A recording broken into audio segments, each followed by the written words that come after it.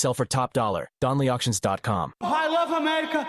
I love the Constitution. I love the First Amendment. I want to carry and all else. I love property. And let me tell you something. If you care about your country, read Ludwig von Mises and the 6 lessons of the Austrian Economic School, motherfuckers. From the streets of Melrose Park to the trading floor of the Merc, he's fought for every dollar he's ever earned. And now, with personal liberty and our system of capitalism under assault in America, he's here to seize back our rights from the government. With a cigar in one hand and a copy of the Declaration of Independence in the other, he's Shaun Thompson. And this is the Shaun Thompson Show. Some folks are born made to wave the flag. Ooh, I love people like my next guest, and I'm going to tell you why. And when the band plays, hey, It's one thing to be smart. It's one thing to be successful. It's another thing to be ambitious and be determined. My next guest is all of those things. His government service includes clerking for the United States Court of Appeals, then the United States Department of Justice. Most recently, he worked for the United States Senate Judiciary Committee. He is an active professor of law at the University of Arkansas, Little Rock. My friend, Professor Robert Steinbuch, how are you? I'm great, my friend. How are you?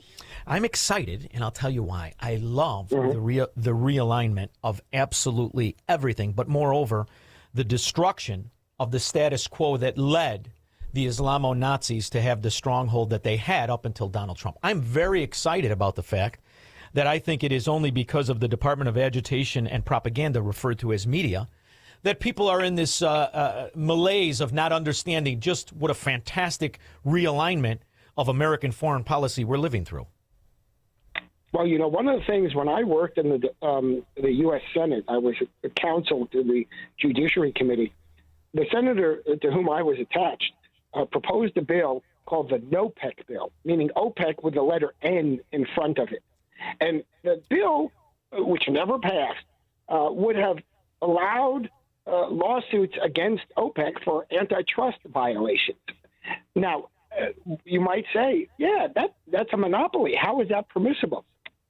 Because the courts have somehow come up with this absurd doctrine that when countries are having monopolies, that's legal. But when companies do it, it's not. And so this bill would have reversed that trend from the courts. It never passed. But what did we see here? We saw effectively the partial enactment of that bill when UAE, United Arab Emirates, said, you know what, we're going to back out of this monopoly. We're not interested in staying in this monopoly because this bloc that was the Arab oil producers and Iran, which is Persian, of course, non-Arabic, no longer exists. And you are absolutely right. This is a function of the Donald Trump foreign policy. And what I love, you know, Robert, I was so blessed in life, really, truly blessed. I was a meathead, 18 years old, going to college, and I needed a job, and I had heard about this mercantile exchange, and I was so lucky enough to get in there, right? I'm an 18-year-old kid. I quit college 9 months later because I was like, well, we're not doing, there's no point in it. I want to just do this. And I met some very smart older men, traders who were making money, and I was hungry. I didn't have any money. And I met this old guy who was great, brilliant, and he used to dress like a bum. And everybody on the floor said, you know who that is? I said, no, that's the best trader in commodities. I said, really? So I was a runner. I used to have to run orders and he cleared the same clearing firm I worked for. So I started talking to him. I'm like, how'd you get so smart? He said, well, I realized the basics. Most important commodity in the universe. We all trade it. None of us talk about it. It's oil. You want to be smart, kid? You want to do good, kid? Understand what the base products of necessity are. And he would give me books and introduced me to the manipulated fact of how the most important commodity in the universe is absolutely and unequivocally manipulated, bastardized, used as a weapon and a reward.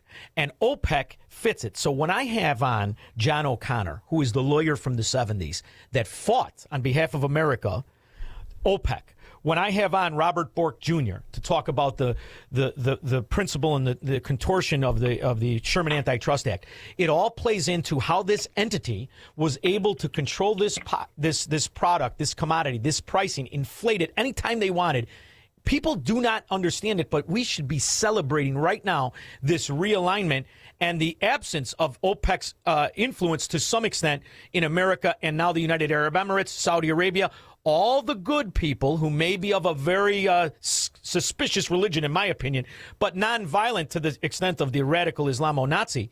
They're on our side now. I think this is huge. And you put that in conjunction with Venezuela. Trump is brilliant as he realigns the most important product in the universe. And remember, of course, Trump is the one that brought about the Abraham Accords in his first term, and nobody gives him credit for it, right? A remarkable realignment of a host of Arab countries with Israel, but nobody seems to even mention these. And what you see happening now, it reminds me of Yuri Bezmenov when he defected from the Soviet Union. And he would talk about how in the version of Pravda, which the East Germans called the Department of Agitation and Propaganda, how they would try to do what William Randolph Hearst did in America. He who controls information controls perspective.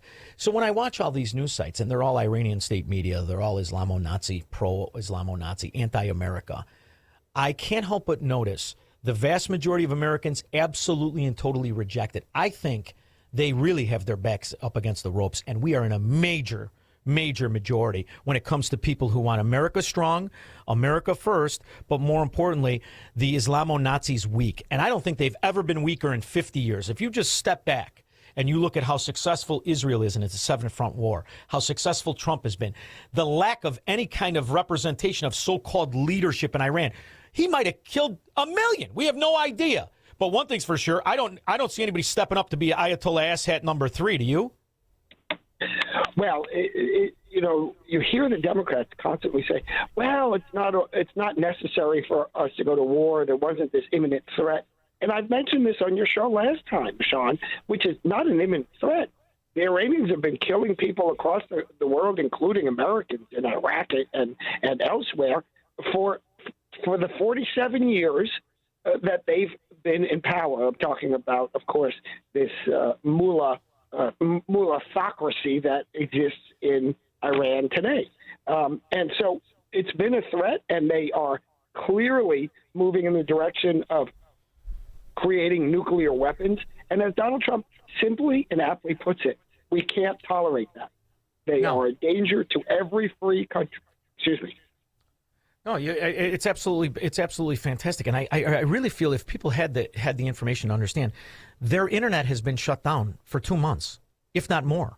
Now, what would this country be like if we shut down the internet for 2 months? Nobody talks about the actual reality of what life is like under the Islamo iron fist in Iran. Can you imagine what it is now? What exactly is the Iranian stock market doing? I mean, it is preposterous the ignorance Americans bask in when what we know is that their government, prior to Trump intervention, was killing tens of thousands of them. We still don't have any real updates to the quality of life in Iran. Well, that's right. Well, look, it's obviously a fascistic autocracy, and one that has this dedicated idea about destroying the West with nuclear weapons. I don't understand what more you can see or want, so to speak, as a threat before you recognize that has to stop and that the U.S. government has to do something to stop it. As, of course, we've been doing, what's it now, 6 weeks, 8 weeks? I can't recall precisely. But it's also a little bit funny to watch some of these people twist and turn. This has not been a very long conflict. No, not at all. And what he did in annihilating their entire Navy and their so-called Air Force, the IRGC that everybody was supposed to be afraid of. Raise your hand. Somebody tell me who the new Ayatollah is so Trump can bomb you in 35 minutes. Somebody grab the mantle, and they do nothing. And the only one that's left is the one that was having tea and crumpets with the inbred king in Europe. He's the only one left. You have yet to see anybody that was attached to the Ayatollah come forward. So I think this is massively impressive in what he's done. And I couldn't help but recognize what the UN did by nominating Iran on their nuclear board to watch the world nuclear powers. Did you see this on the UN, with the UN? I did not.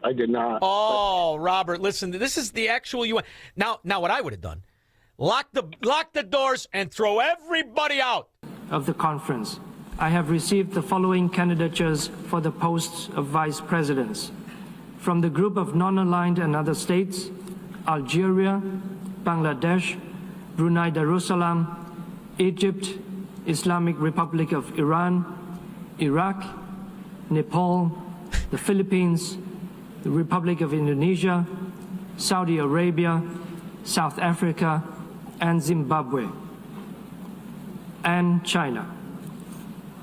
May I take it that the conference wishes to approve these candidatures?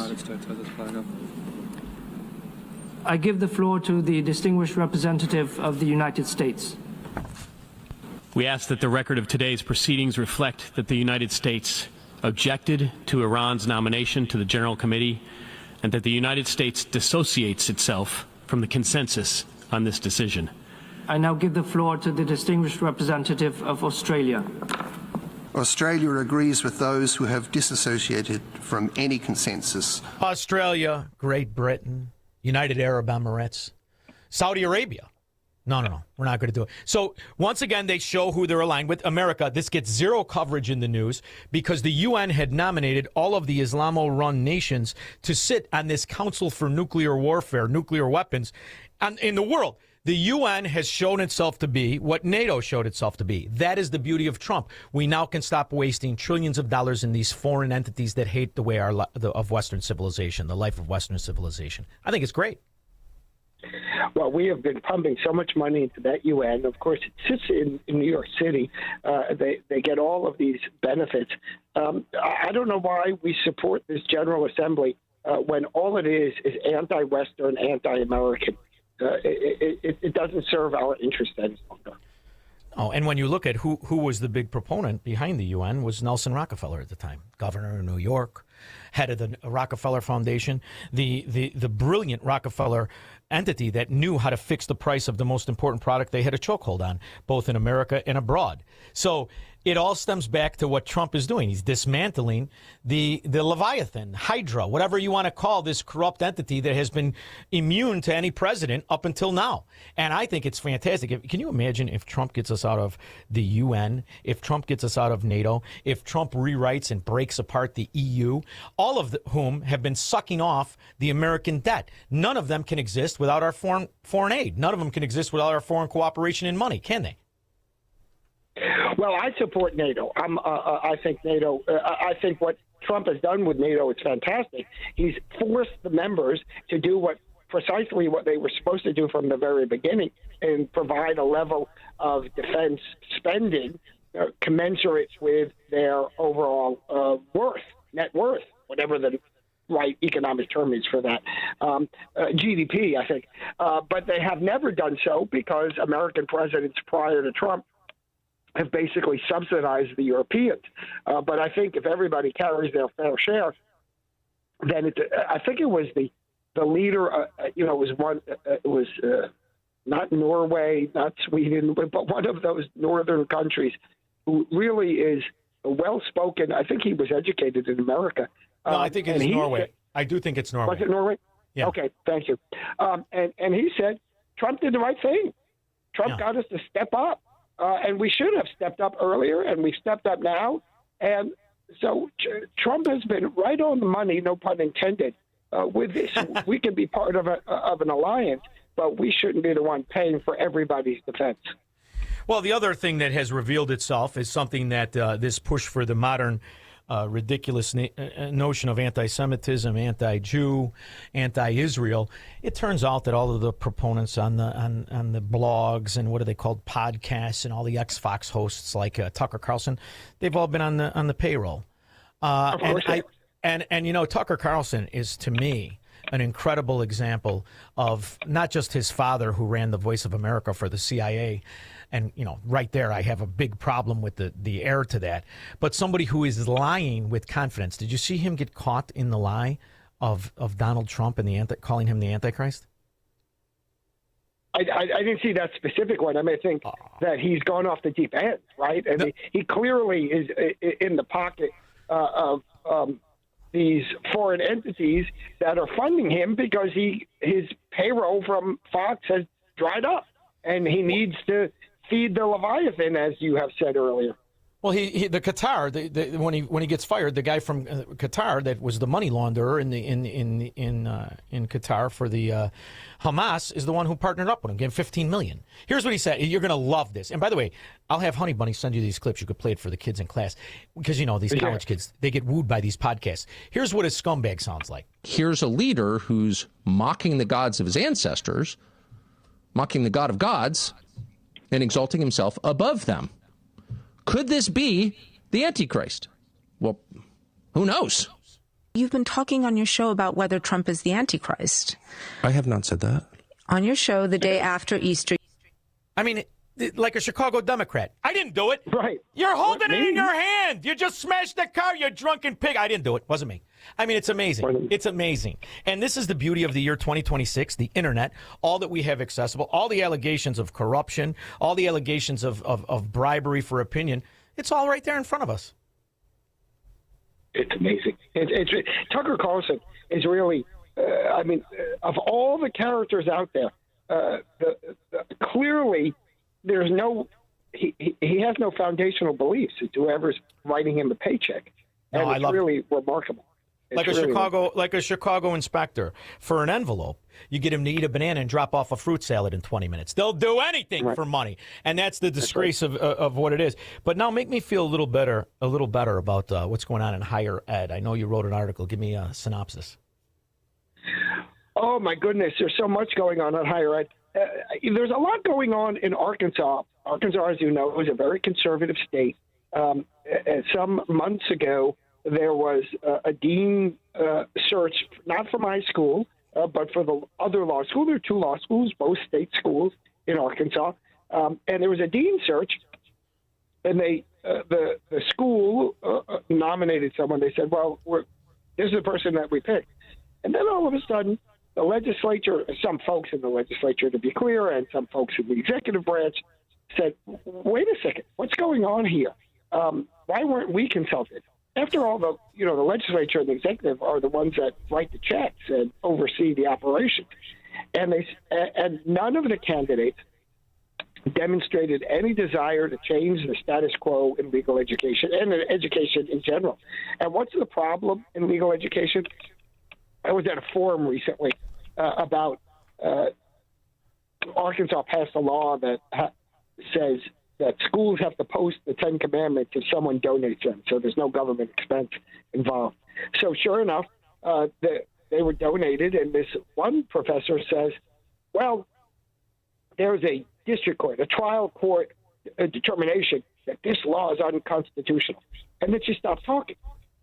And then another professor who has some conservative views said, yes, but there's a circuit court, a court of appeals, a higher level court from nearby. Neither are in the district that in the area that the school was, in which the circuit court, the court of appeals, said it is constitutional. And this is the status quo in legal education, the former, not the latter. That one conservative professor is an oddity. So what am I telling you? Legal education today, the status quo is that students are overwhelmingly taught a liberal perspective, and they're not taught the conservative perspective, even though the Supreme Court is conservative. And so when these legislators got wind of this routine appointment, by routine, I don't mean it's a low-level position. I mean yet another status quo, left of center academic is being appointed. They said, slow down. This is not what we want to see happen. And so that position has yet to be filled because the school pulled back and said, okay, sorry. And the point of this whole story is to tell you that in academia, academics often walk around saying, we're in charge. But for public schools, the government's in charge. The government pays your bills, and you've got to pay attention to that. And I'm very hopeful that in Arkansas now, in this other law school, not my law school, where they have an opening for a deanship, we're going to see an appointment of someone who's open to hiring conservatives so that you don't see one professor simply say, well, some trial court overturned that without disclosing the fact that an appellate court said the opposite, said that the 10 Commandments can be posted in classrooms. I'm not saying which is the right answer, but when you're teaching people what the law is, and you refer to a lower court and you ignore a higher court because you prefer the ruling of a lower court, that's not legal education. That's indoctrination. Yes. And you know what I think is going to benefit Arkansas? I think that what's happening is this flight to quality that's happening from these totalitarian states. I mean, it got to be 10 years ago. I knew a lot of people that were retiring to Arkansas. The girl from my bank retired to Arkansas. I have a relative that retired to Arkansas. I think with this, what's happening in New York and Illinois, in California, is going to benefit you greatly. I think this is just the threshold of how good it's going to get in the states that are not corrupted by Democrat leadership. Robert Steinbuch, you know how much I appreciate you making time for me.